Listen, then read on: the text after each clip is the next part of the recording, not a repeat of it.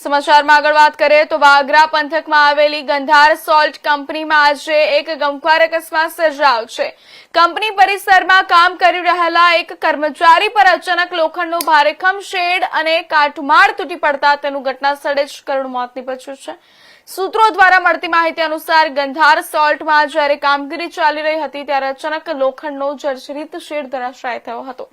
આ કાટમાળ સીધો ત્યાં ફરજ બજાવી રહેલા કર્મચારી પર પડતા તેને ગંભીર ઈજા પહોંચી હતી।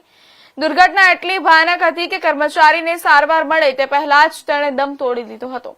આ ઘટનાની જાણ થતાં જ સ્થાનિક પોલીસ અને તંત્ર દ્વારા તપાસના ચક્રો ગતિમાન કરવામાં આવ્યા છે। શું આ ઘટના પાછળ સુરક્ષાના સાધનોનો અભાવ કે બેદરકારી જવાબદાર છે તે દિશામાં હવે તપાસ હાથ ધરવામાં આવશે તેવું મનાઈ રહ્યું છે।